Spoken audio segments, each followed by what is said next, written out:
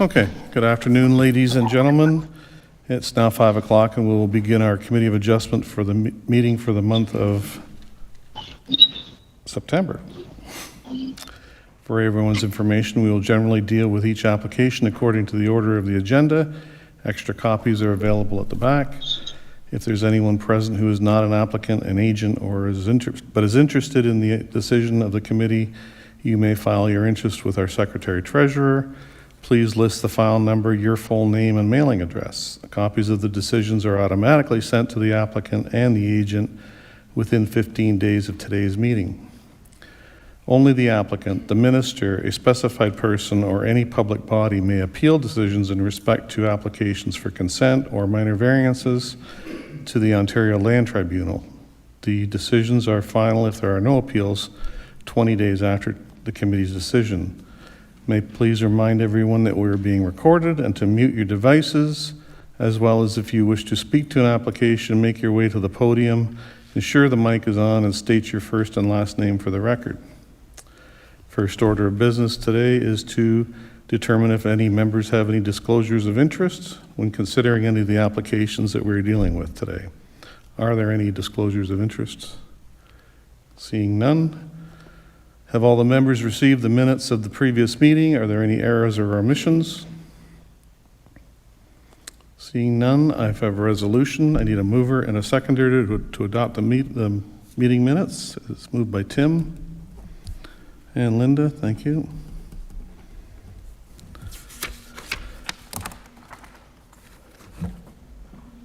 It's all signed. Okay. So our first application to be considered, I'll just do a bit of a roll call here. So all our members, except with the exception of Lisa, are attending.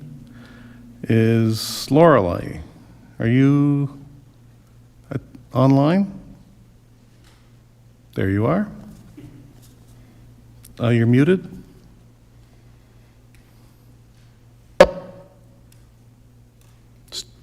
Still muted. My apologies. I'm here. Fine. Thank you. Welcome. Okay, so next, the first up, we have file number BNPL 2024253 in the name of Michael and Tammy Bergman, and the planner can give the report, please. Yes, so to speak to the effect, the purpose and effect of the application is to consent to sever 0.14 hectares for a boundary adjustment between the subject lands and the adjacent residential lot to the west, legally described as part of Lot 15, Concession 4, Wyndham, being Part 1 on Plan 37R 10854, municipally addressed as 673 Wyndham Road. The effect of this application will facilitate the installation of a new private individual on-site sewage system on the proposed severed lands to avoid possible contamination of the private individual on-site water supply. This is also subject to an application for a minor variance, as it will not meet the lot criteria.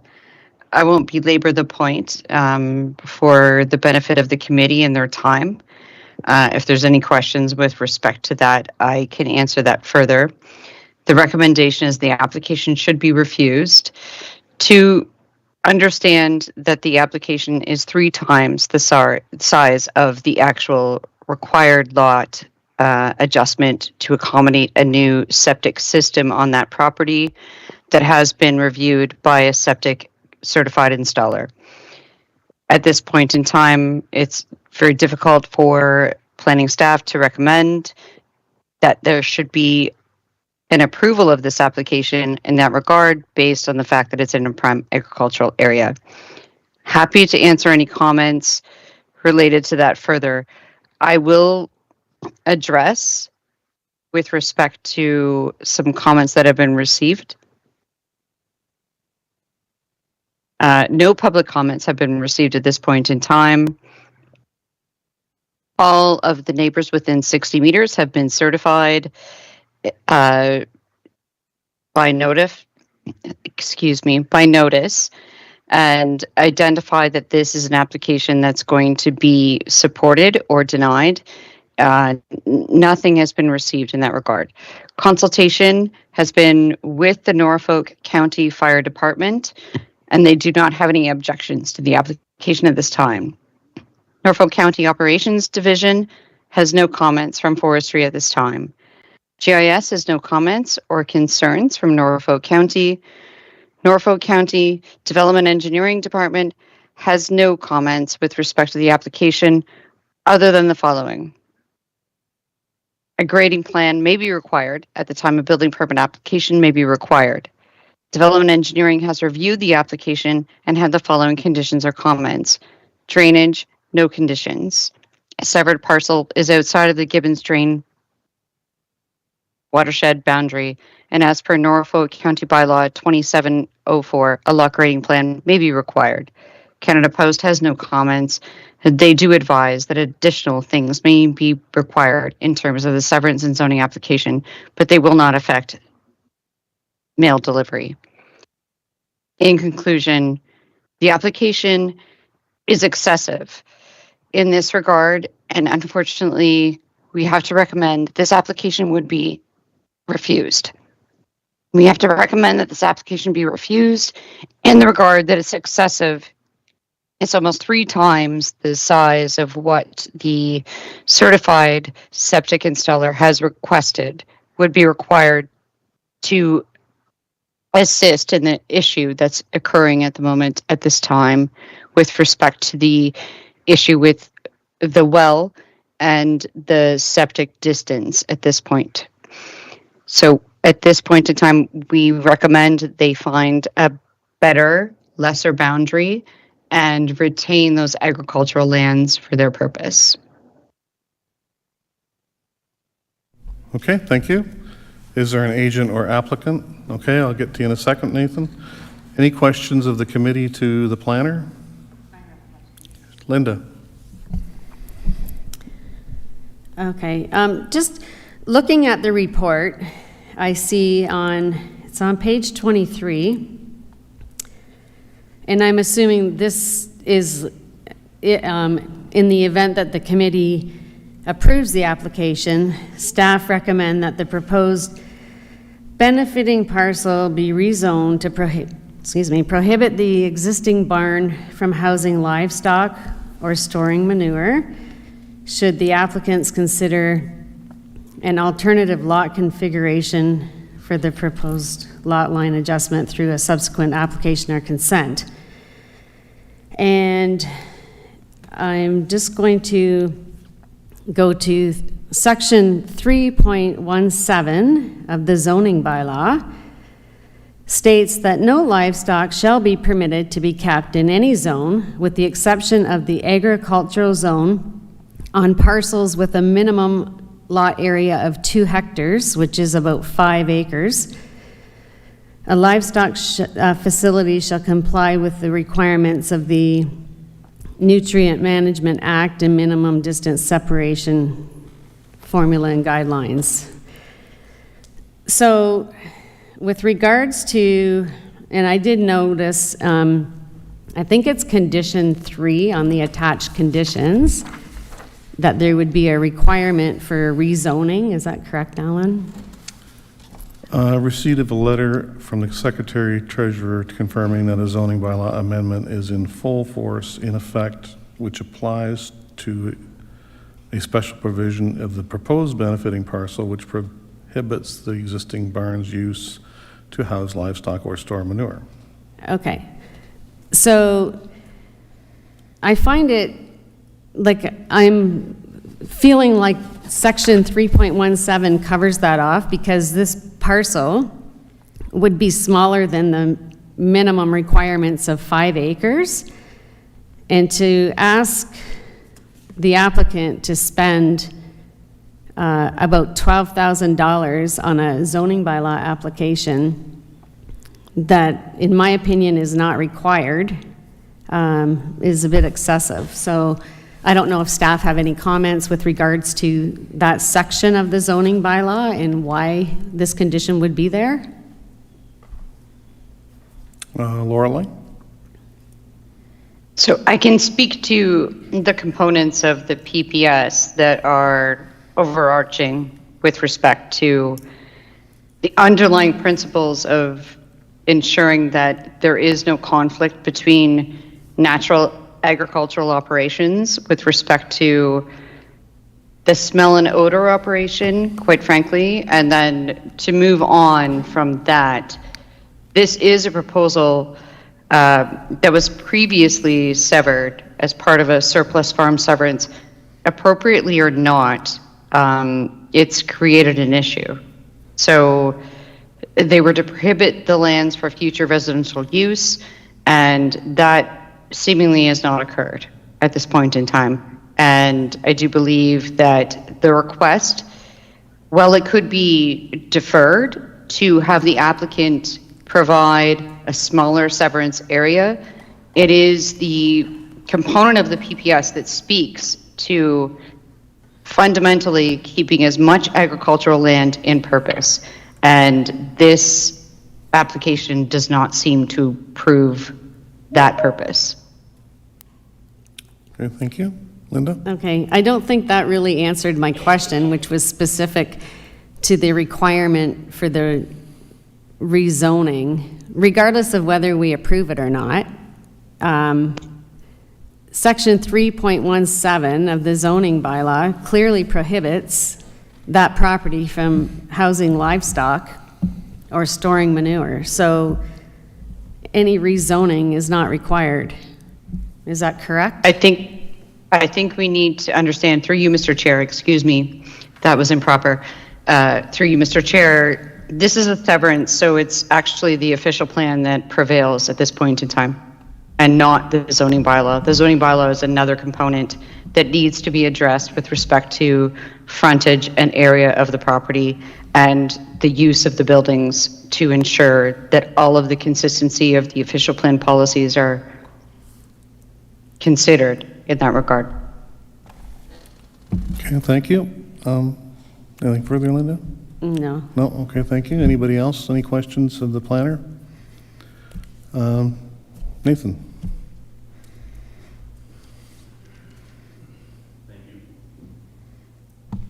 Thank you, Mr. Chair, and through you to the committee. I am Nathan Colomea. I am the lawyer and agent for the applicants, Mike and Tammy Bergman, and we thank planning staff for their report. We ask that you approve the boundary adjustment and related minor variance application. So I have for you copies of GIS mapping, which more clearly show the lands in question, if I may distribute them. Thank you.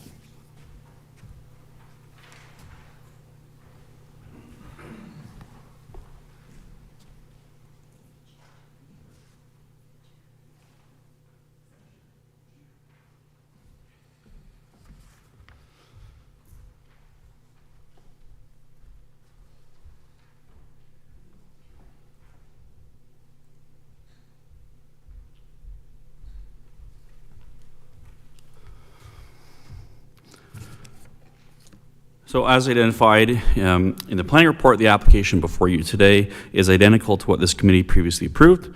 The approval lapsed, we ran out of time for dealing with the conditions. So the main issue here for both considerations of the provincial policy statement and the official plan is staff are of the opinion that the proposed application is not minor in nature. So the existing lot is a little bit over an acre, so approximately 4,300 square meters. The boundary adjustment lands are approximately 1,400 square meters. The staff report contends that the proposal would result in the lot being 1.5 times its current size. That's not correct. For that to be true, the boundary adjustment lands would have to be over 2,100 square meters. So once together, so the existing lot plus the boundary adjustment lands would only make up about a quarter of the final lot. And so what's minor is not just a question of quantum. You can have proposed adjustments that are small in quantum, but have a serious adverse effect on neighboring properties. So even though small in size, such an adjustment wouldn't be minor. And you see this all the time in Turkey Point, small little adjustments, big impacts. You can also have proposed adjustments that are larger in quantum, but are still minor and that they have little to no adverse impact. So here, the quantum isn't unduly large. We're not doubling the size of the lot. We're not even increasing it by half. We're increasing it by approximately a third. Quantum aside, there's also no adverse impact. The boundary adjustment lands are a mature residential lawn that the owners currently use as their lawn, and they're on the other side of trees that are over 50 years old. The planning staff have not identified any adverse impact. So for the purposes of both the provincial policy statement and the official plan, the proposal is minor. The severance application is concurrent with the minor variance that would obtain the required relief from the zoning bylaw dealing with the minimum lot size, so that takes care of the zoning bylaw amendment. And the proposal's minor nature is satisfying both the PPS and official plan. It also makes common sense. No one's driving equipment in there. No one's doing anything else there farm-wise. And it's a long-standing use as a lawn. And as for conditions, we ask that condition number 3 is not applicable. I did receive a call from the planning consultants asking if there were livestock in the barn. I confirmed them that no, there is no cow mooing beside the pool. There's no livestock. And it wouldn't be permitted as of right anyways. In fact, we would have to seek zoning relief if we wanted to put livestock in that barn, which is just used for storage. So we ask that you approve both the severance and the minor variance application, less condition 3, dealing with the livestock zoning amendment, and subject to any questions you may have. Those are our submissions. Thank you. Okay, thank you. Any questions from the committee to the consultant? Linda? So, when the property was originally severed in 2015, it would have had to have been the size to adequately provide the services of a well and a septic system. And at the time, there would have been a septic evaluation, I'm assuming, and it would have been functioning adequately, or they would have been required to install a new system. Is that correct? That was before my time, so I can't speak to that application exactly, but I can say that unfortunately things do fall through the crack. I have a situation right now where a severance from years ago doesn't even have its own well and doesn't even have anything on the property itself. So these things happen, and that's why we go through this process to, make the corrections as they are. So for me, when I make severance applications, I look at, the whole picture, and the reality is that, the boundary adjustment lands are part of the residential use already. We just need to recognize the proper legal boundary. My next question. So the application for this boundary adjustment was submitted in 2021, which was approved. And why did it lapse? What were the issues with that? It just took a long time back and forth. There were some issues with the spatial separation agreement, and between the back and forth, all the parties, that's what resulted in the lapse and why we're back here again today. So they have a septic system that's functioning? Is there people living in the house? Yes, the applicants are currently living in the house. Okay. Thank you. Thank you. Anybody else? If I may, through you, Mr. Chair. Sure thing. At this point in time, the application may have been approved by Committee of Adjustment that was standing at the time. However, that doesn't negate the land use designations and the components related to it. So the application as it stands through the official plan, going through the PPS, official plan, and zoning subsequently, is not appropriate. And the request that we are making is that they reduce their land to an appropriate area to accommodate a septic system if that is the issue under a legal and technical reason. And that's in the report and defined thereof. And to define that they've been using the lands doesn't negate the fact that there's a legal and technical reason for this to be considered by committee. Thank you. Okay, thank you. Any response? If I may, Sure thing. if we take a look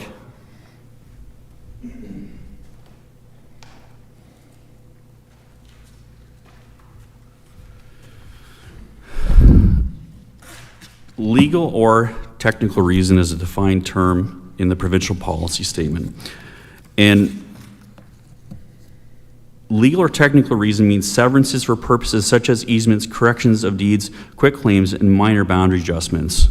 So while we certainly want to know sort of what's the initial push for the boundary adjustment in the first place, the boundary adjustment itself, on the plain wording of the provincial policy statement, is the legal or technical reason itself.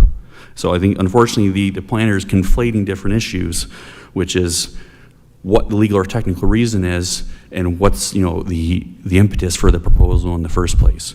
A legal or technical reason can be a minor boundary adjustment on its own. The question is whether it's minor, and the staff haven't provided any analysis as to, is there an adverse impact? They're just saying, well, it doesn't seem minor to us. They have to say, okay, well, it's not minor because, and they haven't simply done that here. Okay, thank you. Thank you. Again, anything from the committee to the planning consultant, the agent? Okay, thanks, Nathan. Do you have anything, Linda? Oh, hang on. Go ahead, Linda. Well, I'm just questioning, like, the reason for this is for a septic system, but if they needed a septic system, I don't think it would have lapsed the first time around. And they're living in the house, and obviously they have a septic system that's functioning. So I have a little kind of bit of difficulty with this application. Okay, thank you. I'll just go through is there anyone else that's present or online that wishes to speak to this application? Mohammed. Thank you, Mr. Chair. I just want to add one thing, is that when we were talking about minor variance, if the reason is to have additional space for an updated or a new septic system, then we need to see how much area you require to have that new septic system or addition of that septic system. And I don't believe that the report justified well to include all the areas that are requested for the boundary adjustment, which is 0.14 hectare, which is more than half size of the required farm residential lot, which is 2 acre. So in this case, I don't believe it is minor. The amount of area that is asked for the boundary adjustment, I don't think it is minor, given that the area is excessive, considering the amount of area required for any addition of septic system. I also want to point out another thing is, when you look at severance or boundary adjustment in agriculture area, PPS talks about retaining the agriculture system. And if we look at our new provincial policy statement 2024, which will be in effect from October 20th, it also specifically requires that agriculture system has to be considered. It's not individual specific lots, but you have to look at the broader context to consider all lands within the rural area, particularly which are in prime agriculture land, which is in this case, I think this one is highly prime agricultural land, considering class 2 in the land category. So you look at the overall context and the larger context of agriculture system, and that's why I think the recommendation is revising the boundary adjustment to reduce the size based on what exactly required for the additional area for the septic system. Okay, thank you.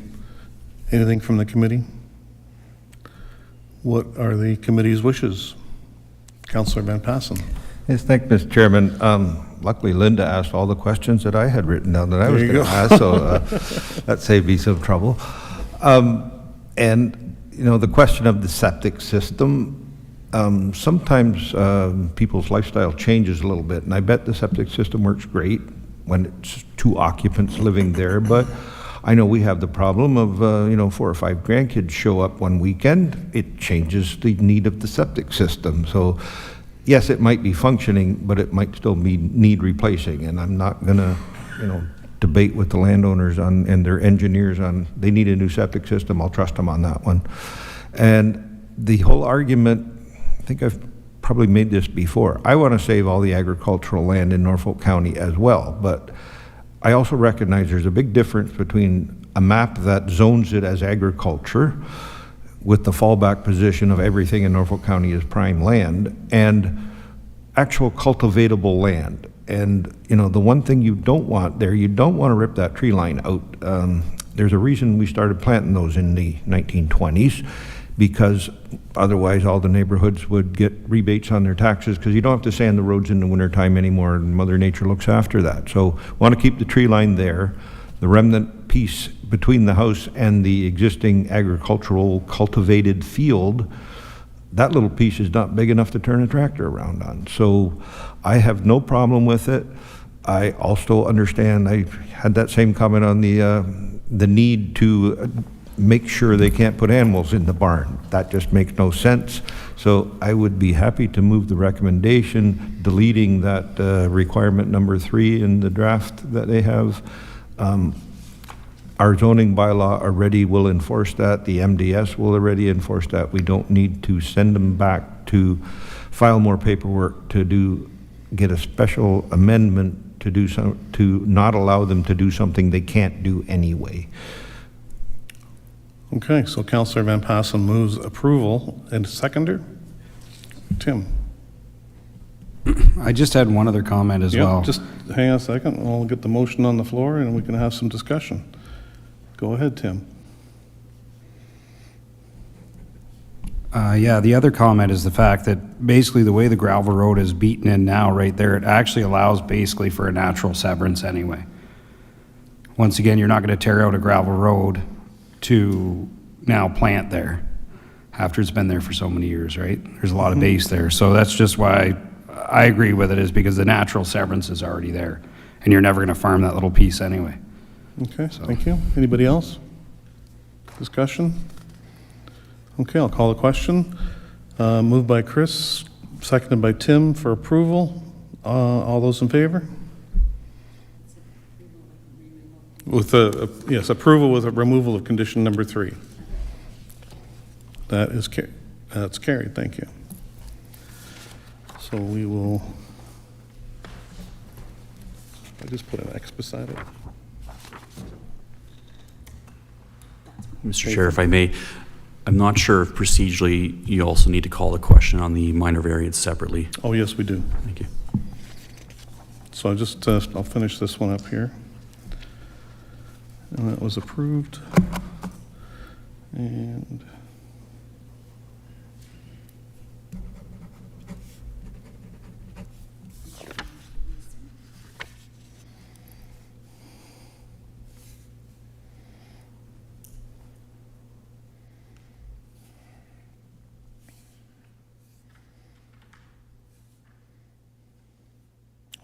that should be no.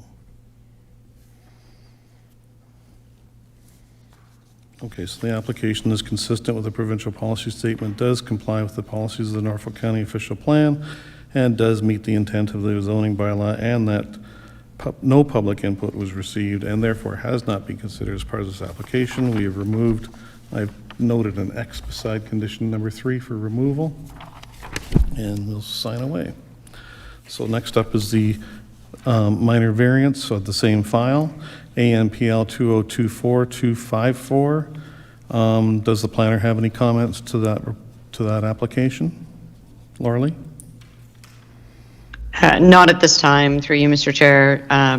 Obviously, this application is not consistent as per our recommendation, so I have no comments at this time. Okay, thank you. Is there any comment from the agent?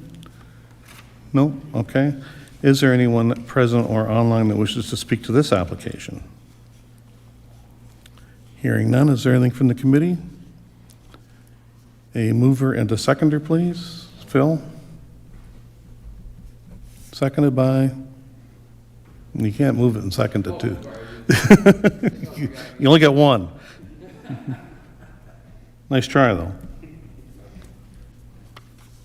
Just to be sure, this is to recognize that the existing farm that's too small now is going to be too smaller? Yeah. Yeah. Something along those lines. Okay, so moved by Phil, seconded by Chris, that I get my new notes here. In accordance with Section 45(1) of the Planning Act, the proposed development is minor in nature, maintains the general intent of the official plan and the zoning bylaw, that no public input was received and therefore has not been considered part of this application. All in favor? And that is carried.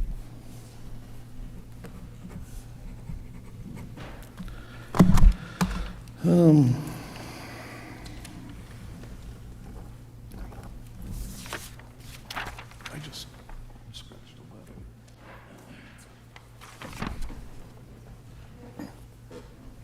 Okay.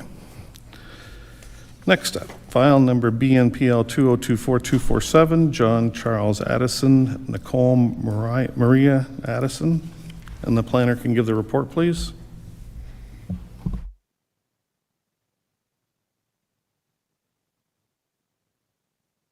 Will do. Thank you. So this application, the purpose of the application is to sever approximately 8.96 hectares for a lot addition for an existing adjacent lot to the east, the effect of which will enlarge the benefiting lot to facilitate an existing farm operation. Planning staff are satisfied that this is an appropriate application for the purposes of expanding a farm operation in a prime agricultural area. There were no conditions or concerns provided by the circulation process. In that regard, we recommend the application be approved. Okay, thank you. Is there an applicant or agent present? Again, Nathan, thank you. Anything from the committee to the planner? Nathan, anything to add? Yes, that through you, Mr. Chair, that this is a rare moment. I don't have anything to say, and thank staff for the report, and I have no comments on the conditions, so thank you very much. And but I do ask that you approve it. And the committee thanks you for that very much.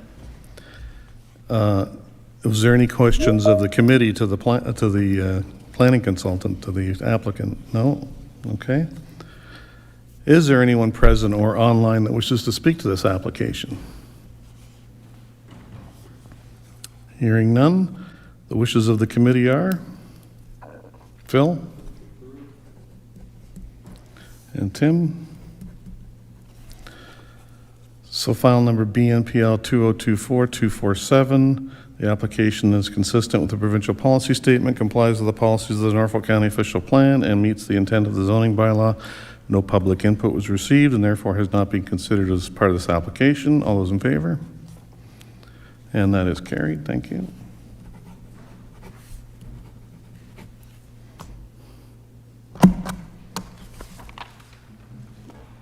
Linda?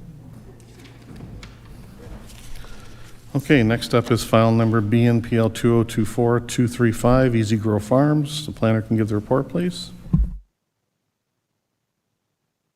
Yes, through you, Mr. Chair.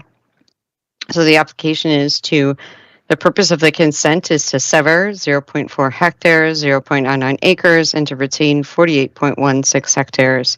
The minor variance application is to permit a deficient lot area for the severed parcel, the effect of which are both being maintained on a concurrent basis for consideration by committee at this time. To explain the situation, as we have this status in front of us and this map, is that there was an application that was made to sever the parcel at one point in time, and now the proponent is proposing that that would be merged with the adjacent farm parcel and a new severed parcel created. However, planning staff have to disagree that this is a bait and switch, and unfortunately, I hate to use that terminology, but we have no method of which to define that would be merged. Essentially, a prime agricultural lot of this nature would not be created. So it's not supported by the 2020 PPS, and quite frankly, not supported by the official plan, not to mention the components that would need to be measured by the zoning bylaw through the minor variance. So the application is not consistent and needs to be refused. That would be at the discretion of the committee at this point in time, but that would be the argument of the planning profession at this point. Okay, thank you. Any questions of the committee to the planner? Linda? Okay, at the time, I'm not sure when the original lot there was severed. I'm assuming it was a severance due to a surplus farm dwelling. Is that correct? The original one? I would defer to Mohammed at this point. I don't have the records with that regard, but it looks and appears as though that was severed pre-Planning Act, quite frankly. So, Mr. Chair, so that lot is definitely severed from the retained, from the other agriculture surrounding to that lot, but it was seems like it was quite historical, 1985. But it was severed from the other lot. Okay, so it's quite a long time ago then. Correct. If I may, through you, Mr. Chair, that would be very historical and under different policy. Okay. Then the next question I have is, the report talks about a single-family dwelling, but it doesn't show a single-family dwelling on the map at all. Is that on the, like it shows an existing garage on the existing severed parcel? Is that where the single-family dwelling is as well? If I may, through you, Mr. Chair, confirmation from staff has been provided that it is a single-family detached dwelling. Okay, because it says existing garage, so that was confusing. I understand. It would confuse me as well. Thank you. Sorry, Councillor Van Passen just said. Oh. Okay, well, the report referred to a single-family dwelling. That's why I was asking. So basically, this is a lot swap, I guess, and if I'm correct, I believe that Norfolk County several years back actually won an OMB hearing with relation to lot swaps, and Councillor Van Passen may recall that. Although the difference between this one and that is this is increasing the severed lot, and I guess when the agent comes to the podium, I'll ask if the applicants would be willing to reduce the lot size. And that was just the only questions I had. Okay, thank you. If I may respond, Mr. Sure Chair? thing, yep. At this point in time, it appears to be a land swap, as you referred to, as I did refer to as well. However, in order to accommodate private septic systems, it's usually 2 acres, which is 0.8 hectares. And at this point, what they are trying to achieve is not in consistency with the PPS.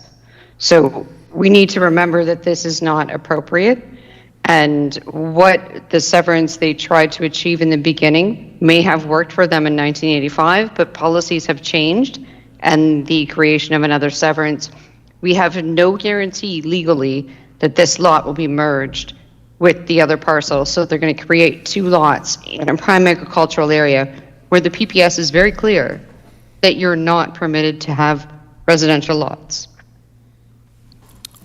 Okay, thank you. Anybody else? Councillor Van Passen? I don't know how to explain this, but I look at the, I don't know why it's not considered a 48 hectare boundary adjustment.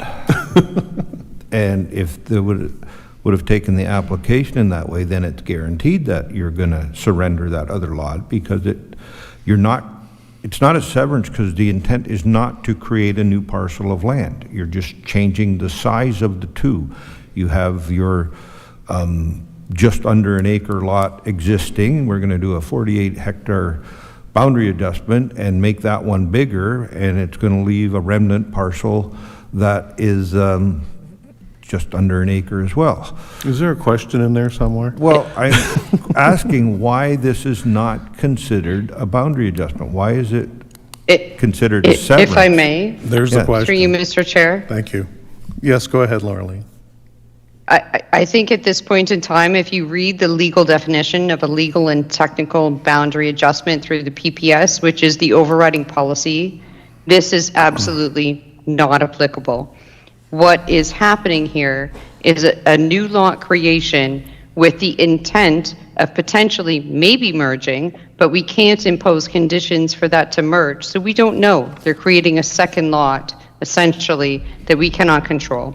And I do believe a legal and technical boundary adjustment really relates to a couple meters to associate with something. And I'm using those as very obtruse terms. But essentially, at the end of the day, this is not what that is. This is the creation of a new lot, which is not in consistency with the PPS. Okay, thank you. Anybody else? Mohammed? Through Mr. Chair, I'd probably second to Laura Lee. This is a lot creation. This is a lot creation on an active agricultural land, which is a prime agricultural land in class 3 in the classification. I mean, if we approve that, we are opening the door for an appeal from the higher, from the mainstream. Probably. Okay, thank you. We'll hear from the agent now. Thank you. Nathan? Thank you, Mr. Chair, and through you, third time, and hopefully third time will be a charm. Nathan Colomea, I'm the lawyer and agent for the applicant. One thing I wanted to address from the get-go is that we don't prepare the planning staff reports. We don't list the conditions. So I was quite surprised because I've done these before, and I was the one who litigated with the province and won over now that was an official plan application, to be fair, but the subsequent severance application and dealing with that, I've dealt with that. I'm quite intimately familiar with it. Normally what happens with these applications is that staff will list a condition that the existing lot be merged with the farm. So I can't compel staff to put that in the report. So to say that we're trying to do a bait and switch here, that's not up to us. And so actually, contrary to what I usually do, I would ask that the condition for the merger of the existing lot. I've done these before, and I was the one who litigated. Somebody online needs to mute their... Thank you. Carry on. And so we would ask that a condition be added that, should this application be approved, that the existing lot be merged with the farm. And so once we take that into account, now we can properly look at what we're trying to do here.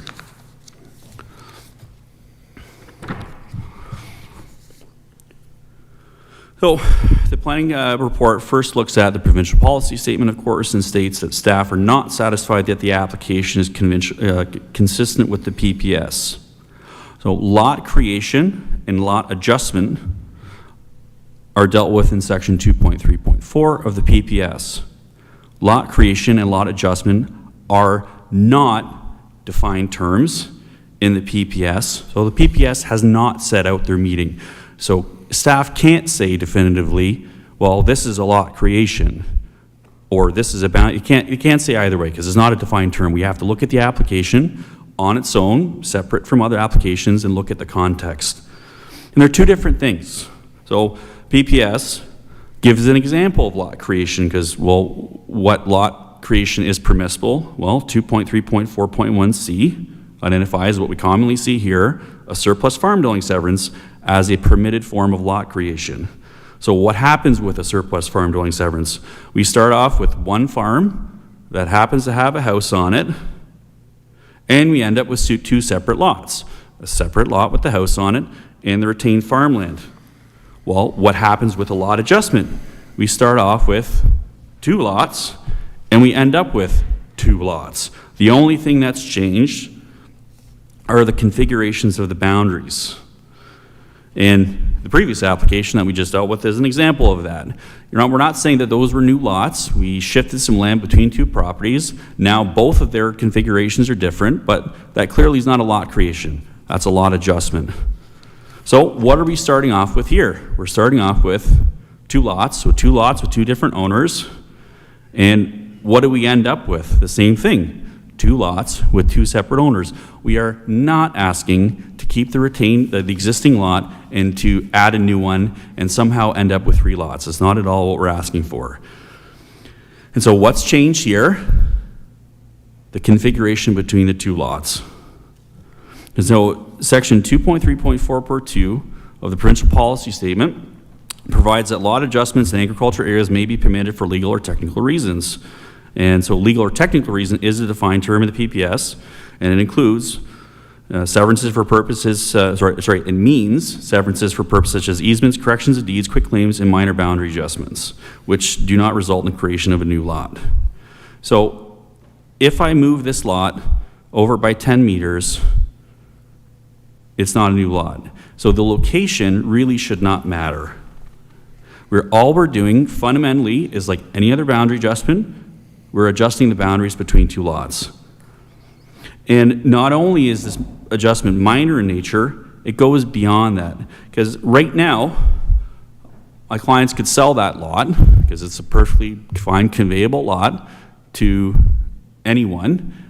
Those folks could build a house on it, and maybe there would be issues, land use conflicts, maybe there wouldn't be. But by approving this proposal, we are merging that lot back with the farm, moving this one to the north to reduce potential land conflicts. So it does comply with the BPS.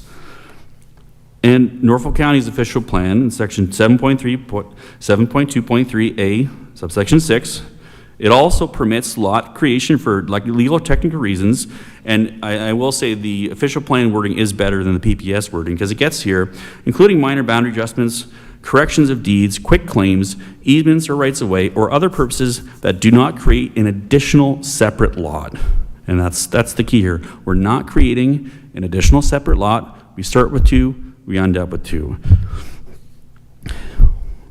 And here, the adjustment is minor. And we're not changing the lot configuration dissimilarly from what exists. We start off with a larger farm parcel and a smaller lot, and that's what we'll end up with. So it complies with the official plan as well. And the confusing part here is that the planning staff report acknowledges our concurrent minor variance application, but then somehow asks for a zoning amendment for relief from the zoning bylaw, but we submit that's why we've applied for minor variance as well, to obtain the relief necessary so that we're in compliance with the zoning bylaw. So overall, we need to evaluate the results of a proposal, not just the mechanics of achieving it. We start off with two lots, we end up with two lots. The results, the adjustment of the boundaries between two lots and reduces potential for land use conflict in the future, especially if ownership of these properties changes hands. It complies with planning policies. And we ask that you approve the application without the condition for a zoning bylaw amendment, as that relief has been achieved through the proposed concurrent minor variance. And I'd also like to introduce the lot owner and principal of Easy Grow Farms, Mr. Daryl Zamanek, to speak about the history of the property.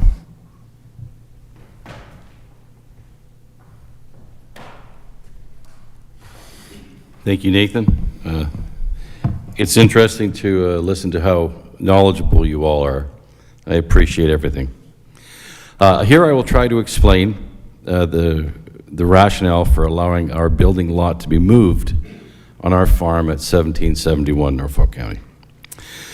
This building lot was severed from the existing farm property in 1985 as we incorporate Easy Grow Farms, so that I would be able to retain my home when the time in life occurred that I might eventually retire and sell the surrounding farmland in 20 or 30 years, God willing. In 2015, our home was destroyed by a devastating fire. A home that was originally built in 1897, that was expanded upon, improved, and updated constantly over the years. Not a fun event to go through, I can tell you.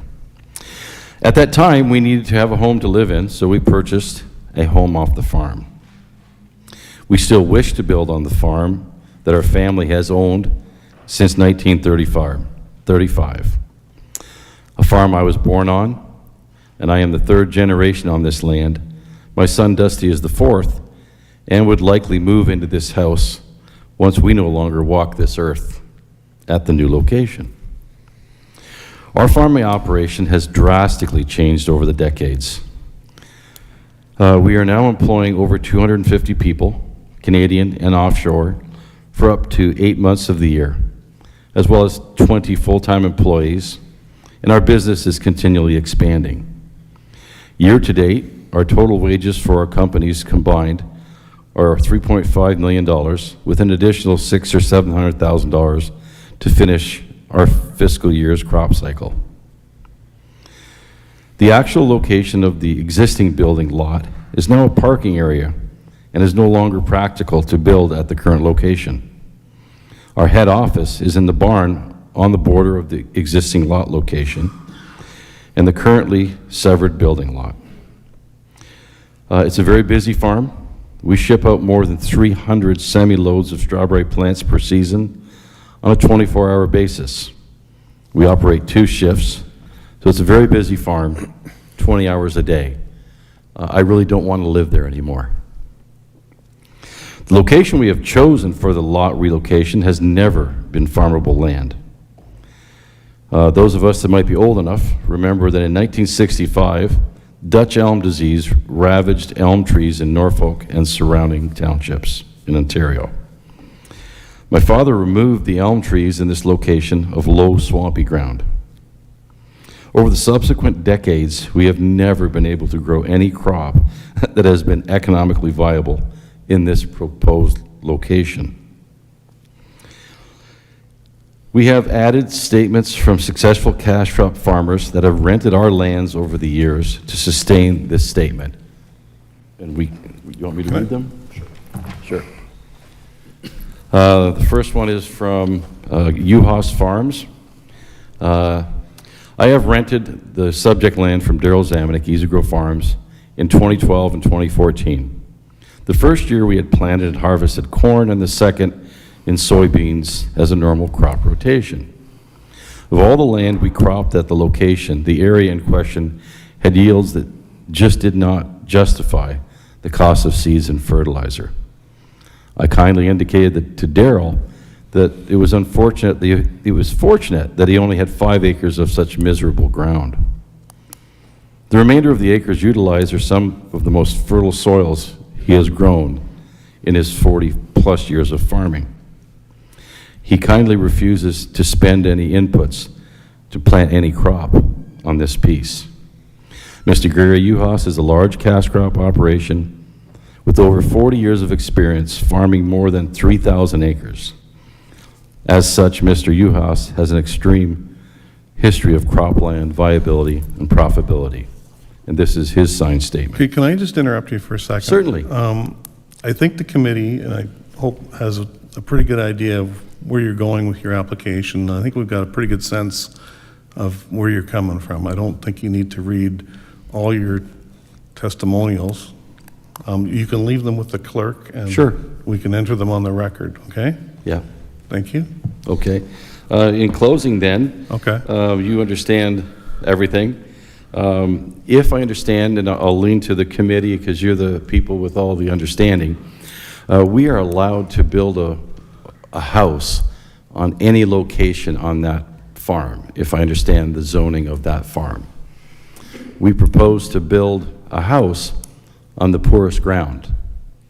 There are some favorable locations on that farm that I'd love to build a house on, but as a good farm husbandry man, I wouldn't.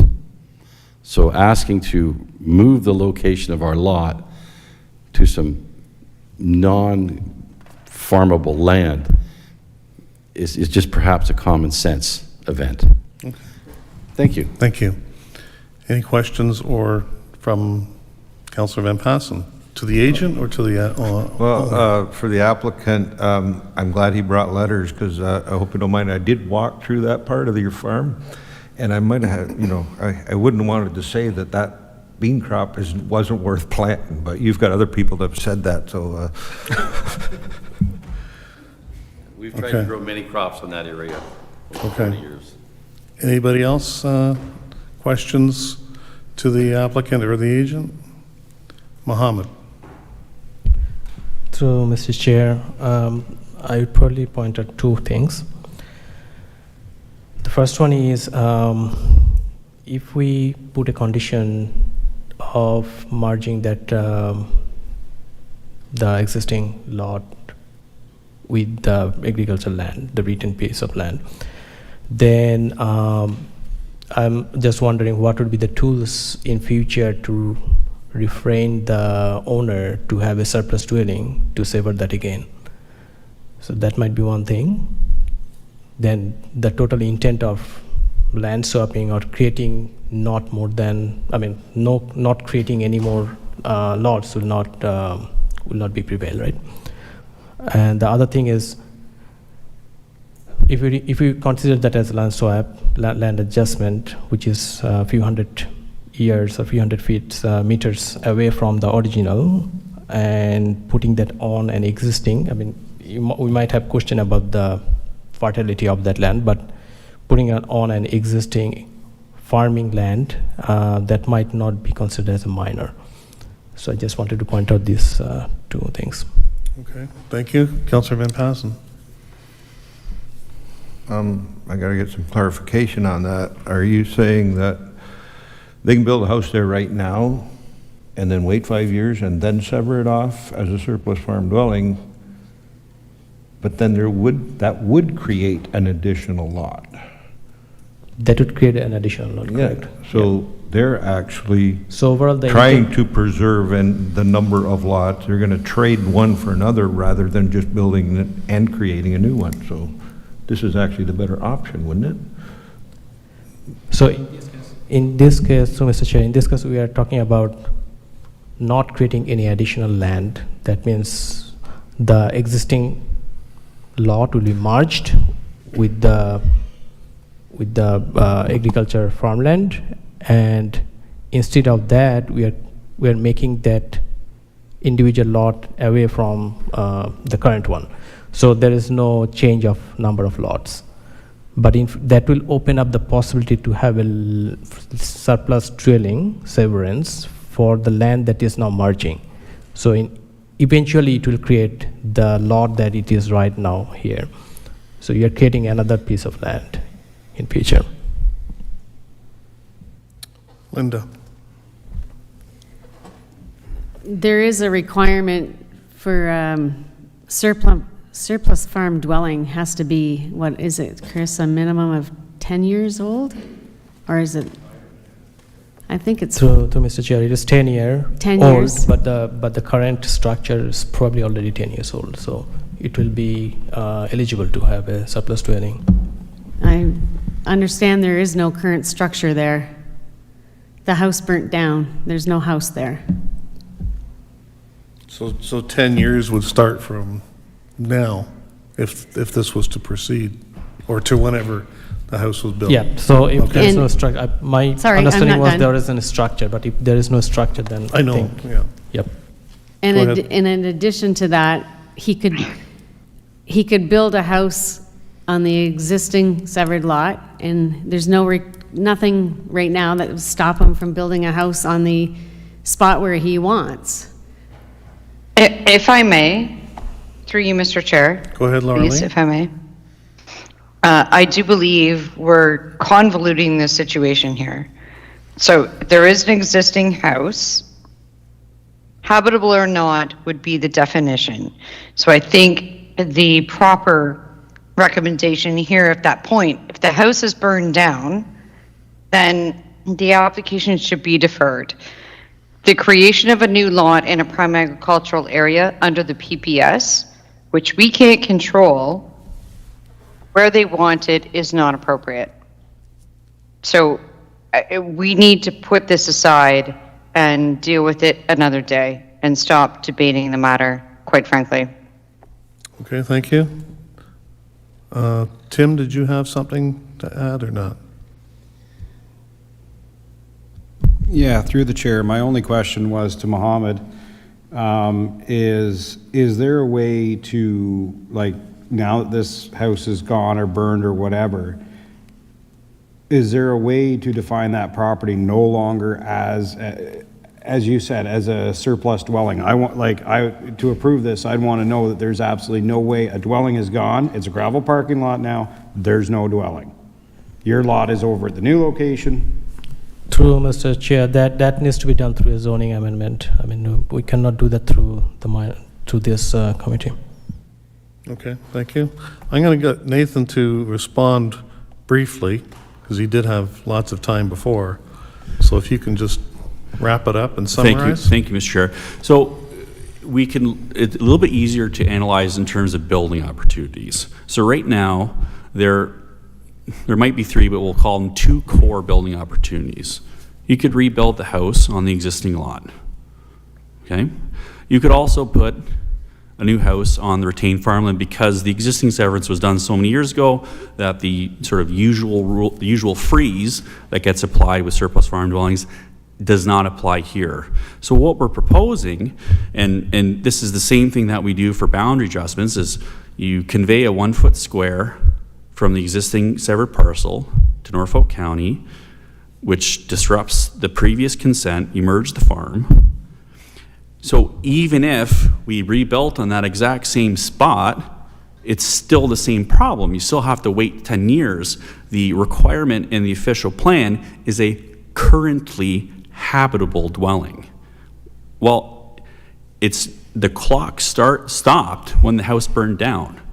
When it's say if it's habitable or possible to be habitable again, the clock would start again, because it's a new dwelling. It's not a currently habitable dwelling. So the number of building opportunities don't change. Whether we build one on the existing lot, build one on the retained farmlands, wait 10 years, sever that guy off too, or merge the farm. You know what I mean? Like it's the net effect is the same. Thank you. Okay, thank you. Councillor Van Passen, and then we'll... I do have a question for Mr. Kulamaya. You started your statement that there should be a condition on there that forces you to merge the existing lot back to the farm. Do you have a draft of the wording of what that could be if the committee would consider this application? If I may, through you, Mr. Chair, that's actually not legal. I'm a lawyer. We've literally done this before. This is where this is just like a boundary adjustment. It's not legal. You cannot impose conditions on adjacent lands. Through you, Mr. Chair, through decorum, if the issue is a legal matter, the county or the province, as the case may be, are more than welcome to retain legal counsel and make the relevant appeals. Okay, thank you. I'm going to go through the process here now. Is there anyone present, online or presently, that also would like to speak to this application? Hearing none. The wishes of the committee, please. And we need a decision of some description. If someone would like to move a deferral, we could... Yeah, I'm going to move a deferral right now. Councillor Very moves for a deferral. So deferral takes precedence. Can I get a seconder, please? Tim. Discussion? No discussion. Call the question. Oh, Just Linda? what's the purpose of the deferral? We need a reason. If I may, through you, Mr. Chair. Go ahead. The purpose of the deferral would be that this is a decision that's reflective on an adjacent property which has no legal reflection on the property at question. Okay, thank you. Again, I'll call the question. All in favor of deferral? Motion loses. Next motion.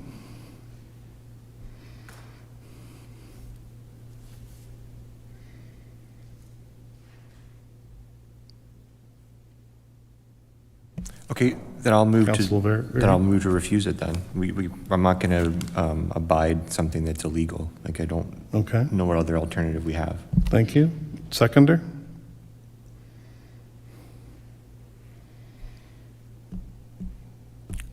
Going once, seconder?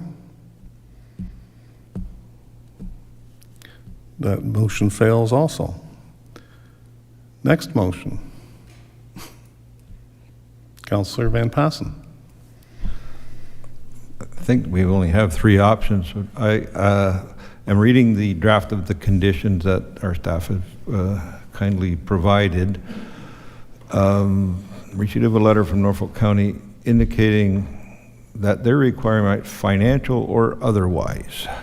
So if there's legal documentation Otherwise. that our legal team at the county and the legal team from Easy Grow Farms works on that satisfies the concerns of our planner, I think that will be covered off in condition number 1. So I would move for approval on the application. Okay, so Councillor Van Passen has moved for approval. Can I get a seconder to that motion? Linda? I just have a question. Would that,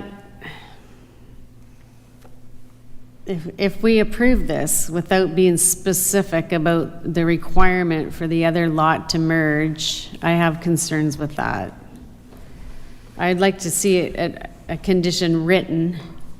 Do you want to fit it in there, financial or otherwise, including the merger of the existing, or we can't do that, or what? Like, We need to be specific, I think, like, yes, include that somehow. One more time. Thank you. We're open to a deferral. We can clean up some things here and make it a little bit easier. So, may I, through you, Mr. Chair? Sure. You don't have the right legally to impose conditions on an adjacent property. So there is no condition that would be legally liable to assure that's going to occur. And respectfully, I Thank would you. disagree. It's a voluntary condition. Well, we're not going to get a debate on that. So just let us proceed here. Tim? To you, does that mean we should be doing because a deferral has to have a defined, should we do a referral for it to go back? We don't, referral is no longer in the terminology of this committee. So Oh. it's a deferral or not, or approval, or refusal. Referral was removed a number of months ago. Linda? Okay, so is my understanding, the applicant's requesting that we defer the application, so I will move to defer the application Okay. in order that they can Amend the application. amend the application. Okay, can I get a seconder for a deferral again? Yes. You are seconding? Thank you.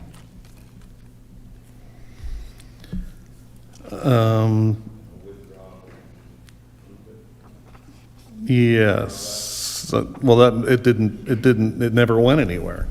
We didn't get a seconder, so. Okay.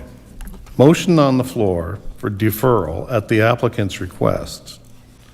All in favor? And that is carried.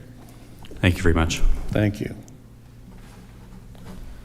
Mr. Chair, just to add one more thing, that when the applicant defers, there is a fee associated with that. So county will ask for a fee for that.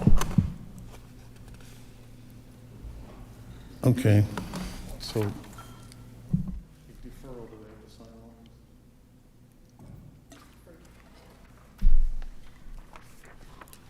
So I guess we assume we. So we are also deferring the minor variance, I would assume. Is that the wishes of the committee? Yes, I'll move to defer it.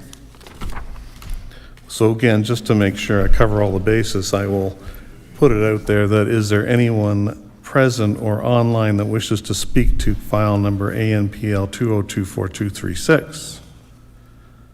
Any comments or questions from the committee?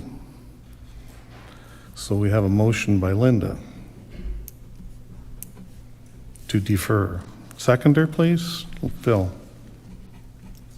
Call the question. All in favor? And that is carried.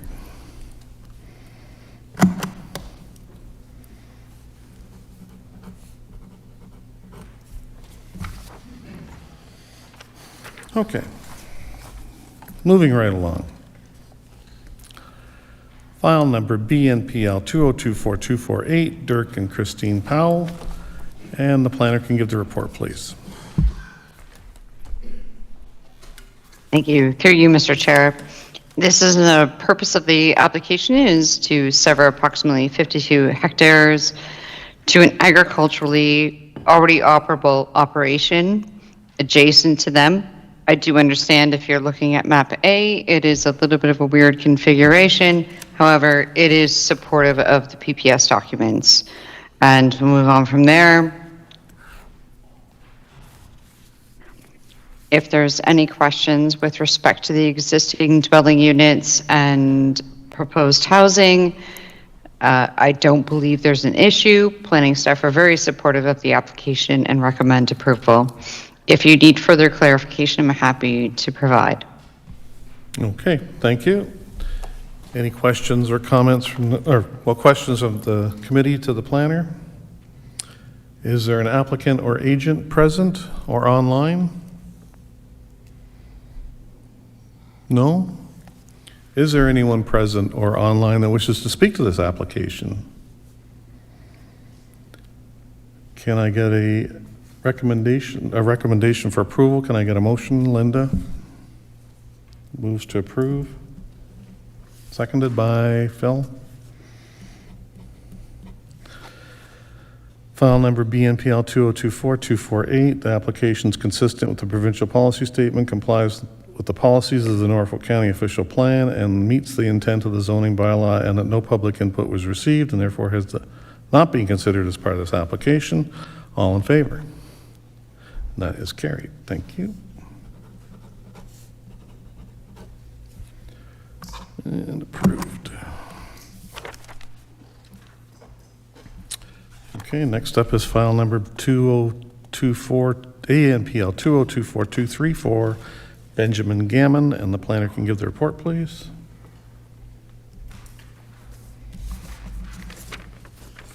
This application is related to a very specific property that was created by severance in a previous application. The purpose of this application is to permit a reduced front yard setback of 4.5 meters and a reduced rear yard setback to permit the construction of a new dwelling unit. On a corner lot, there are some considerations, as you can see in the site plan. However, we do believe that those are meant to be minor in nature, and we will move forward and do believe they should be approved. Okay, thank you. Any questions of the committee? Is there an agent or applicant present? Anything to add? The applicant indicates nothing to add. Is there anyone present or online that wishes to speak to this application? Okay, I have a recommendation for approval. Can I get a mover and a seconder, please? Tim moves, seconded by Linda. Application ANPL 2024234, Benjamin Gammon. In accordance with Section 45(1) of the Planning Act, the proposed development is minor in nature and maintains the general intent of the official plan, the zoning bylaw, and that no public input was received and therefore has not been considered as part of this application. All those in favor?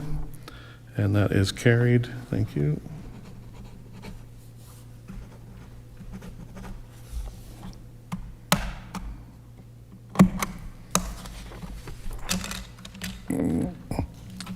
Okay, next up is ANPL 2024144, Jonathan Tykerobe and Amanda Baxter.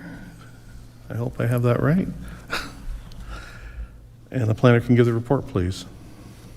Through you, Mr. Chair. I think you've done a good job that way. I struggled as well. The purpose of the application is to permit an accessory structure within the residential use within the front yard. the effect of which you can understand will be an accessory building in the front yard. Planning staff had no considerations with respect to the effect.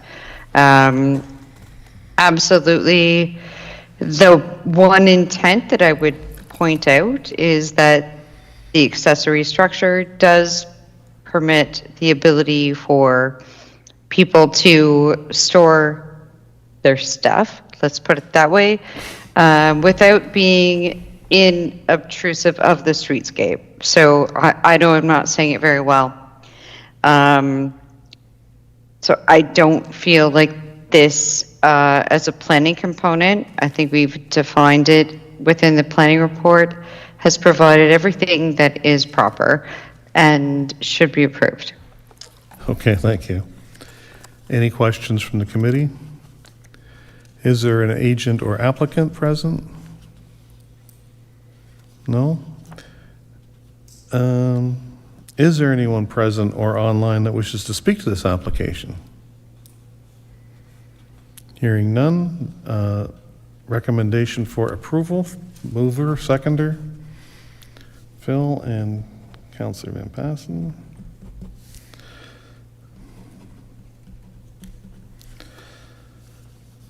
In accordance with Section 45(1) of the Planning Act, the proposed development is minor in nature and maintains the general intent of the official plan, the zoning bylaw, and no public input was received and therefore has not been considered as part of this application. All in favor?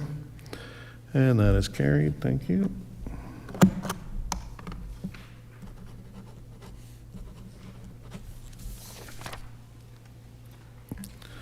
Next up is file number ANPL 2024237, Michael James Booth and Mary Beth Boyer. And the planner can give the report, please. Yeah, so the purpose and effect of this application is to prevent an increased lot coverage of 21.34%, where a maximum of 15% is permitted, where a maximum of the effect which permit a demolition and reconstruction of an existing structure. For a vacation home, which is not permitted to be used on a regular basis.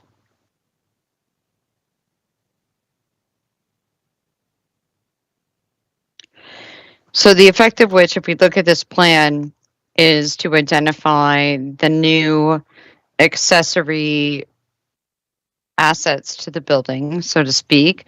So the building will be reconstructed, but we're also looking at covered decks and porches, which need to be considered and are identified as usable area in effect under the bylaw.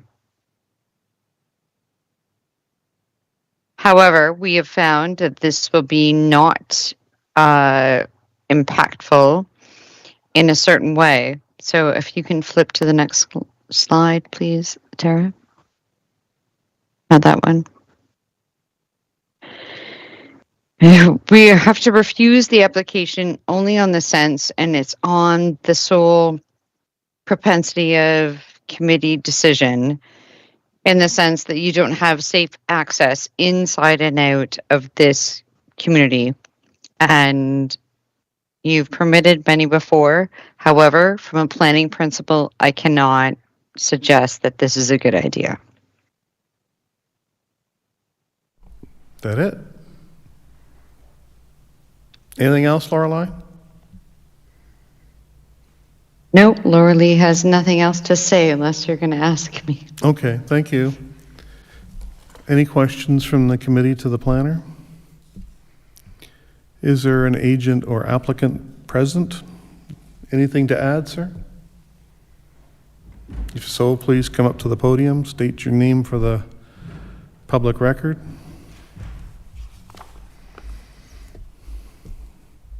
Just hit the button on the right. There you go. Mike Booth, one of the owners with my wife, Mr. Chairman Committee. I don't really know what to say. We purchased the cottage in 1997. In 2006, we got a building permit from Norfolk County, putting a couple additions on and decks. And as we get older, and we have grandkids, and we love Turkey Point, we're staying there, and we want to put a second floor on. So we decided to take it down to the existing foundation, build it back up, but because of the bylaws and the decks and the overhangs, it puts us over our lot coverage. I mean, we've got Long Point conservation approval, we've got demolition approval, we're just kind of sitting here stuck. So, Okay, thank you. Anybody, comments or questions to the applicant? No? Is there anyone else present or online that wishes to speak to this application? So we have a recommendation for refusal, mover and a seconder. Councillor Van Passen. Thank you, Mr. Chairman. Again, we got a recommendation for refusal, but normally we take the advice of the LPRCA, and the LPRCA comments do accept the fact that there is safe access to that area of Turkey Point. So I'm not sure if I understand the logic of the that being the reason why it should be refused. And maybe if there's a local resident in Turkey Point on the committee that could give me a little better idea of what she considers safe access down there, that might be helpful in making my decision on this one. Thank you. Linda? Well, given that this is a vacation home and it's not a year-round residence, I don't know. I actually live in Turkey Point, and access has never been an issue. I know that we do have some flooding and storms from time to time, but Long Point has issued a permit and has recognized that there is safe access, and I forget the wording of their, pardon? Deemed safe access due to Norfolk County's community safety plan. Right. And given that it's an existing vacation home, I know they're increasing it slightly, but I don't see how by increasing it slightly, it's impacting the safe access in any way. Okay, thank you. We've approved in the past more lot coverage than this is asking for. So anyway, that being said, again, I have a recommendation for refusal, but if the committee would like to do something otherwise, then let me know. Linda? I'll move to approve. Move to approve, thank you. Oh, Laura Lee, go ahead. Did you have your hand up, Laura Lee? I did. Thank you, through you, Mr. Chair. I just have some concerns with respect to the approval. I understand and appreciate the intent. However, this is a significant area of a floodplain environment, and I have no choice as a planner other than to be significant in saying that that could occur. It may not occur, however, you need to be warned. Let's put it that way. And I don't see this as being, through the PPS and the policy documents, we can't say yes to this. Okay. Thank you, Laura Lee. So again, Linda moves to approve. Can I get a seconder? Councillor Van Passen. Yeah, I'll get a seconder, and hopefully Yeah, we we can have some discussion now that the motion is on the floor. Go ahead. Go ahead. Yeah, I think Linda covered most of it, that they're going to take this down to the existing foundation. They're not increasing the footprint. They're not increasing the amount they're going to stay there. Nothing changes. They just want to go up. So I just do not see how this change is going to affect any of the concerns that have been brought up by staff. So. Okay, thank you. Anybody else? Okay, so a motion on the floor to approve. Can I call a question? All those in favor? And that is approved unanimously. Thank you.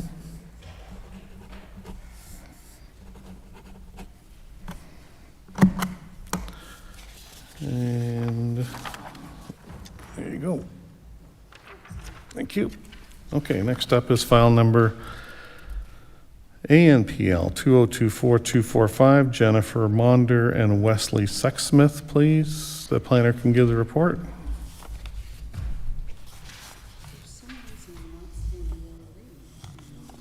Laura Lee, are you still with us?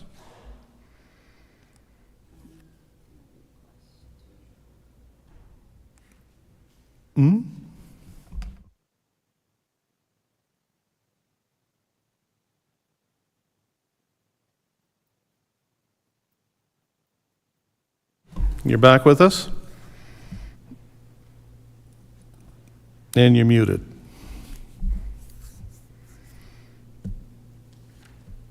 I'm back. Thank you. There you go. My apologies. All good? Yep.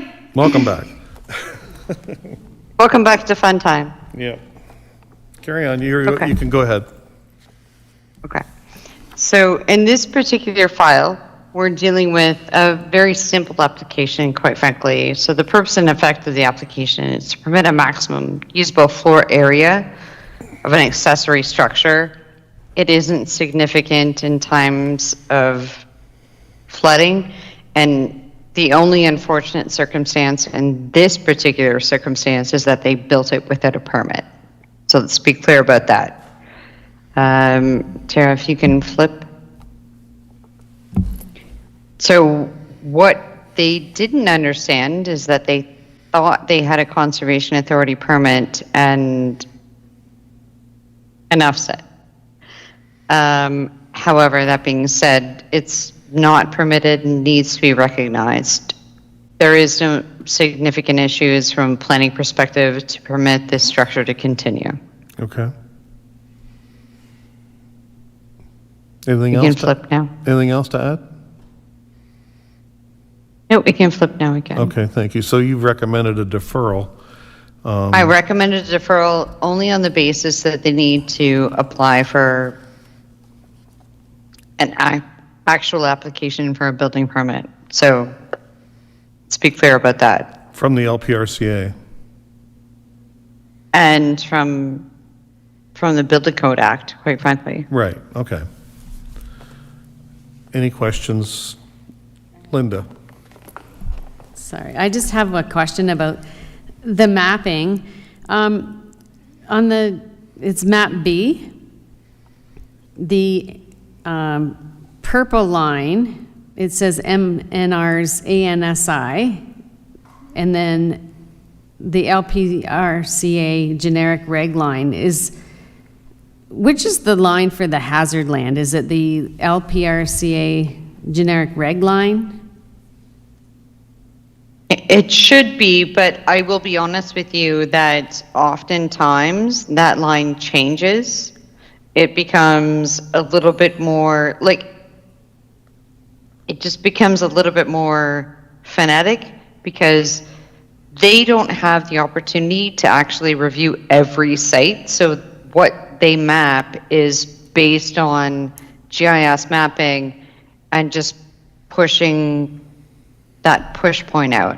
So when you have a scenario such as this, they should go to the Conservation Authority and have that mapping delineated. I don't know if I'm explaining that very well, but You are. you can't do it for every site, and then they have to kind of go back and review it, but you have to pay for someone to come back and review it. Right. Okay. The only reason I'm asking is because it looks like the house is in the hazard line as well. So. Well, and it might be, but that's an existing legal non-conforming use, right? So Right, okay. you can't do anything about it, but anything you put forward and any development thereafter has to be outside of that line. Right, okay. All right, thank you. I see that. Okay. Okay. Councillor Van Passen. Yes, thank you, Mr. Chairman. Question, the recommendation is to defer it. But that can't achieve anything because they have to get a building permit. That's what they're waiting for. We need to defer it till after we get a building permit, but you can't issue the building permit without this. So wouldn't it make more sense if the council or the committee considered this acceptable, that we approve it? Because I am sure that the building department is well aware of this building now. And when they find out how big the... Well, and they can't get a building permit for 20 days after the decision anyway. Yes, so. but when they find I'm out the just saying, penalty for building it... through you, Mr. Chair, quite frankly, the deferral is on their own accord, quite frankly. And we need to ensure that they're in accordance with the Building Code Act. And if they are not, why would you issue an approval? Okay, well, we have the applicant on the line. We can pose that question to them. Anybody else for anything right now? And is the applicant available to join us? Yes, I am, sir. Do you have anything to add to that? Basically, the long and short of it is that we, misunderstood the procedures with respect to the permits. So we went to Long Point and had obtained a permit with the misunderstanding that that was our permit to build. Then, of course, we found out that in case that was not the case. So we then spoke with I guess it was one of the inspectors from Norfolk County who had informed us what the process was that we needed to go through, being this application, to be able to get the approval for the application to then apply for the Norfolk permit, to be able to then have them come out and inspect the already existing dwelling. The dwelling's been here for 6 years, and give us the instructions with respect to what we need to complete in order to comply, and then go through that process to then have the permit accepted and closed. So do you have a permit currently from the LPRCA? Yes, sir, we do. Okay. But they don't have a closed building permit. Yeah, That's the issue. We understand don't that. have a building permit. Not yet, no, okay. Councillor Van Passen. I asked the applicant, have you applied for the building permit? We have not, because we were advised that we needed to go through this process first. And then once it was approved, then we could apply for the permit. That was the instructions we were given from the inspector.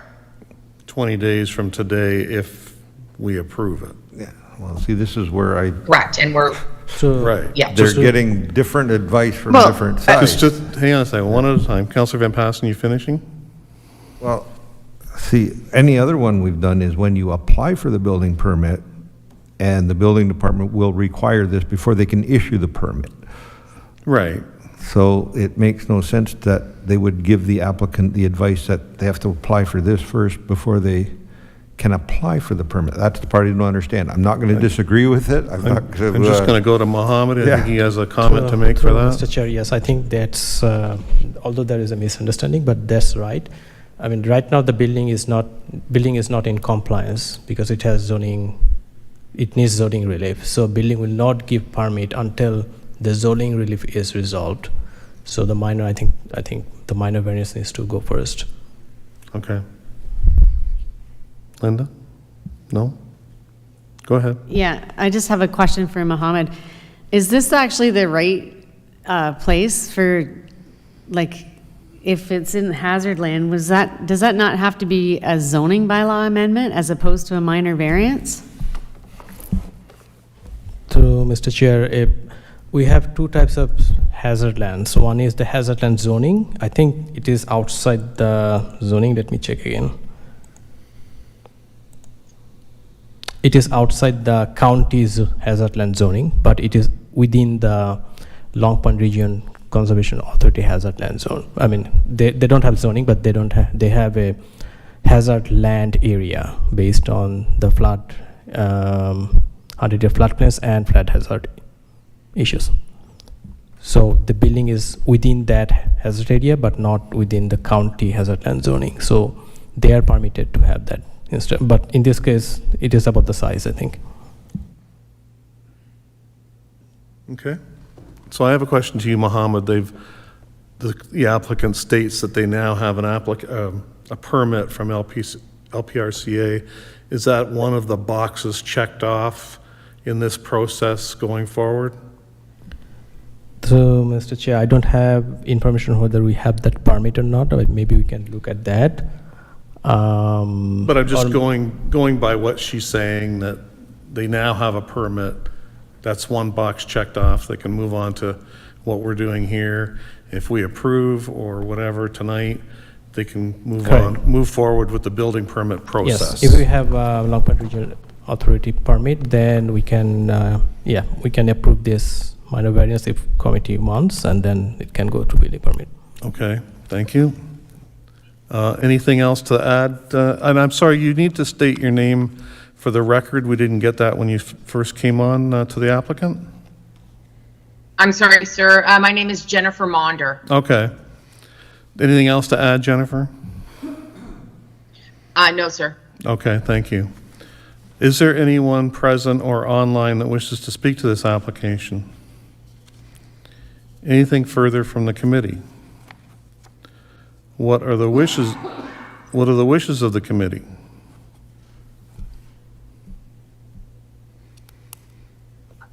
Don't everybody jump up at once with a motion. I'm just unclear Linda. as to why we're deferring it. Well, we don't have a motion of anything on the I floor know, just but yet, the but there's a recommend- recommendation for deferral. I know, but what was the purpose for the So, Mr. deferral? Chair, I think we did not have that information that Long Point Region Conservation Authority permit has been has been issued. I don't think we had that information before.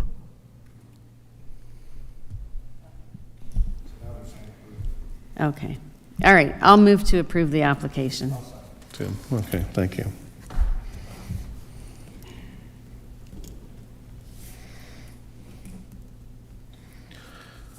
So,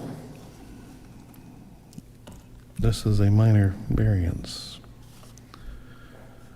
In accordance with Section 45(1) of the Planning Act, the proposed development is minor in nature, maintains the general intent of the official plan and the zoning bylaw, and that no public input was received, and therefore has not been considered as part of this application. All in favor? And that is carried. Thank you. Thank you. Make sure you get all your permits, all your ducks in a row. Absolutely, sir. Thank you. There you go. Okay, thanks, Scott. Okay, Linda? No, sorry. Okay, file number BNPL 2024242, Dengro Incorporated. The planner can give the report, please.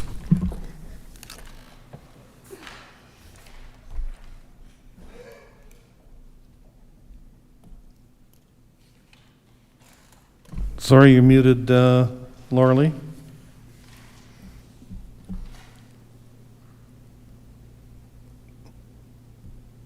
Laura Lee, we can't hear you. No. Your microphone went off. My apologies. There you go. Okay, go ahead. There we go. Bear with me for one moment.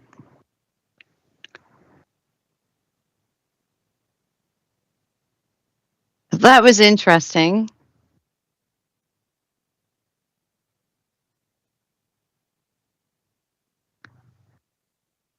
Move on. 2428. So the purpose of this application, as you know, is to sever 52 hectares from the subject lands for the purpose of agricultural lot creation.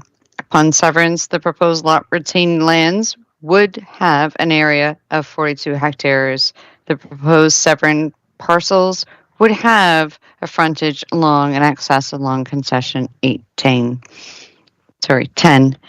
My apologies. The effect of which would create a new farm-sized parcel where agricultural use is proposed to continue and future residential use is permitted.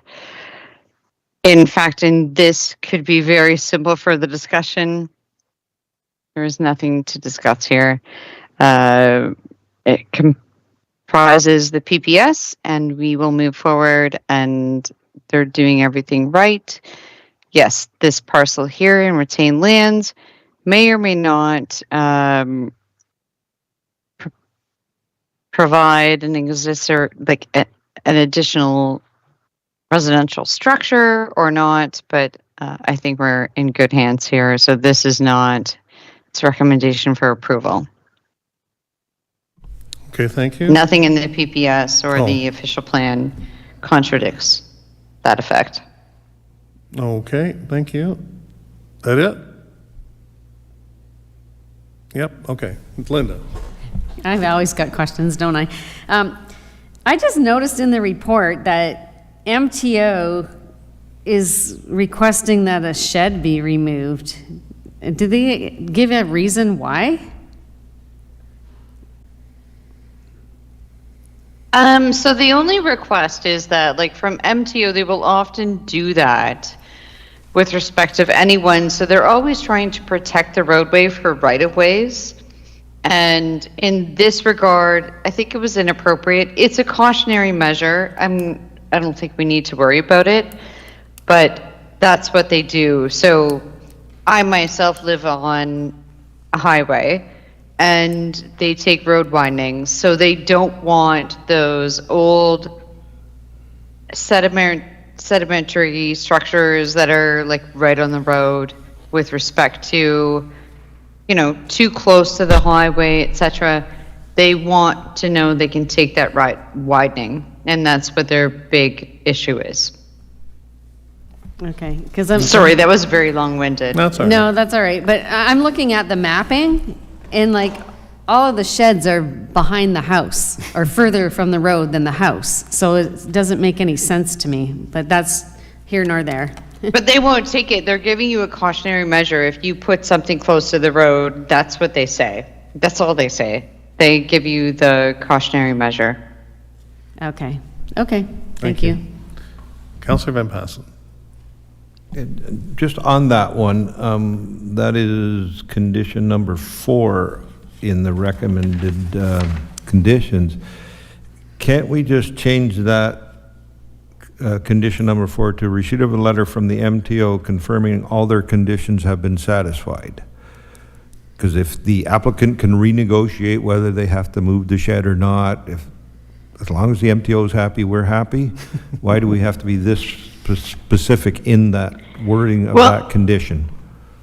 You can do at the discretion of the committee how you please, but they will push you, and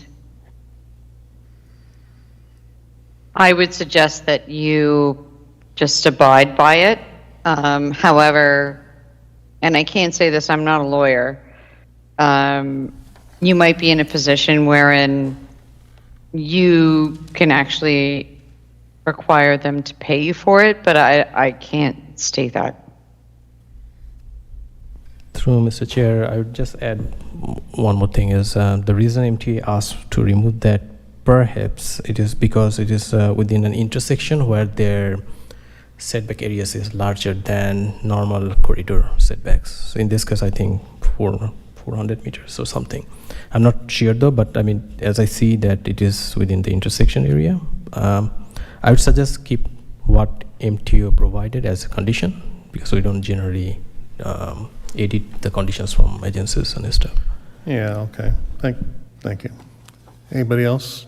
No, I think if I through you, Mr. Chair, I don't think that we should actually initiate anything. We just take them into account. Yeah, I think just leave the condition as it is. Okay. Can we go back to the map? One of our members is asking, so whoever's controlling that one there, Phil? Yeah. Can you turn your mic on if you have something to say? Sorry, they want the one driveway removed and to come in off Middleton Church Road. That's another MTO thing that they have they don't like entrances and exits on the highways. It's already there. I know. Right. So if we go back to the picture. Right or wrong, that's correct. So we go back to the picture of the existing house.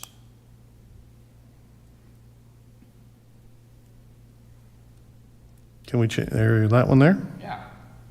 Okay, so that's their driveway. They want us to take that driveway out. Yeah. The piece of land that's being severed off is way over there Yeah. on the next house. So as a penalty for helping out his neighbor and giving him 3 feet of land or whatever it is because of his garage, you get to move your entire driveway around the corner. That doesn't seem even remotely reasonable.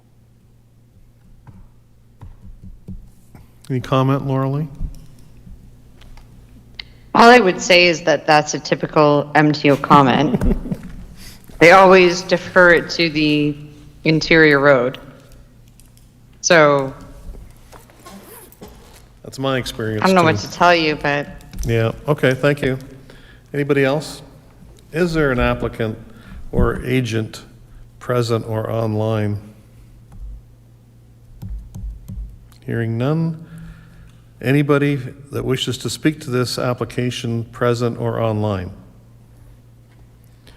What are the wishes of the committee? We have a recommendation to approve. I'll move to approve. Move to approve, Linda? Yeah. And a seconder? Tim, thank you. We have to wrap this meeting up. It's getting dark in here. I was just going to say, do we mind if we have a break? We got one more to go and we're done. Okay, all right. let's do File this. number BNPL 2024242, Dengro Incorporated. Moved by Linda, seconded by Tim. The application is consistent with the provincial policy statement, complies with the policies of the Norfolk County official plan, and meets the general intent of the zoning bylaw. No public input was received and therefore has not been considered as part of the application. All in favor? And that is carried. And next up is file number, last but not least, ANPL 2024239, Todd McPherson. Planner can give the report, please. Shall do, my sir. Thank you. Give me one moment.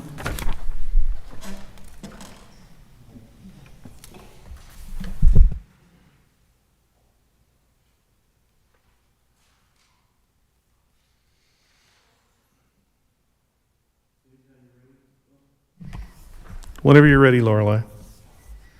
I'm on it. Just a lot of stuff. Hold on. Mm-hmm.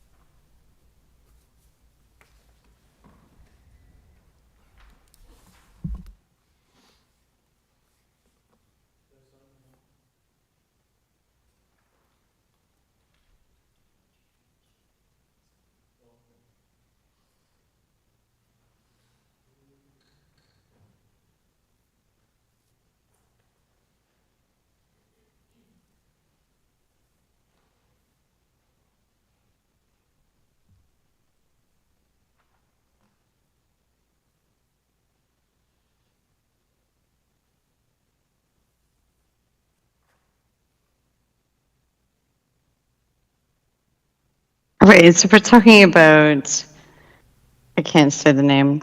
I apologize. Present. The purpose of the application is to sever 0.026 hectares from the subject lands. I think you're on the wrong. This is our boundary lot line. I think you're on the wrong I'm on the one. right one. ANPL Probably shouldn't do night meetings. 2024239. 239. Todd McPherson.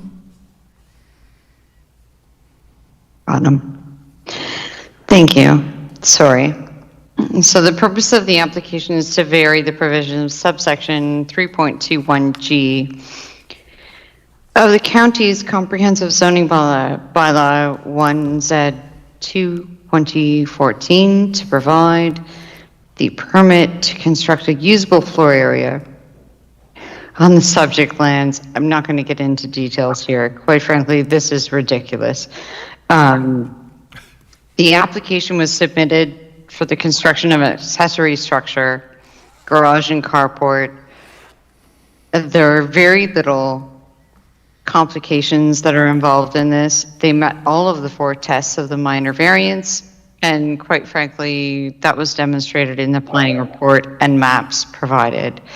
If there's something that anyone wants to speak to, sorry to be so tired, but I think at the end of the day,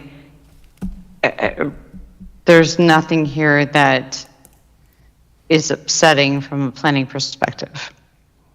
Okay, thank you. Any questions of the committee? Is there an applicant or agent online or present? And you are the applicant? Mr. McPherson? Your name? Anything to add? He indicates nothing to add. Sorry, what was your last name?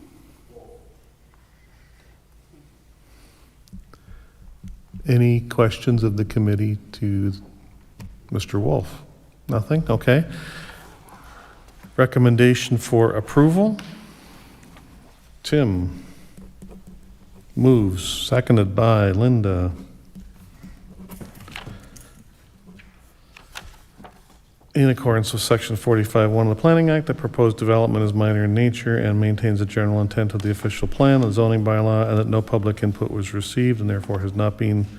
Oh, I forgot to ask that question. Is there anyone present or online that wishes to speak to this application?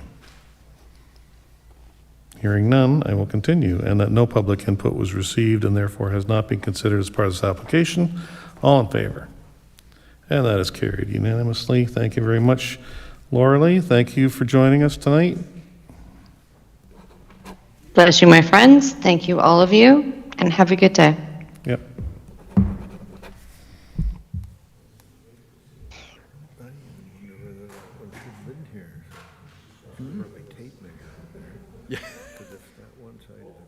Hang on, we got one more thing to do here. We got a motion to adjourn. Can I get a mover and a seconder? Tim. And Linda. And all in favor. And that is carried at 6:51 p.m. Thank you. Two-car garage they built down there.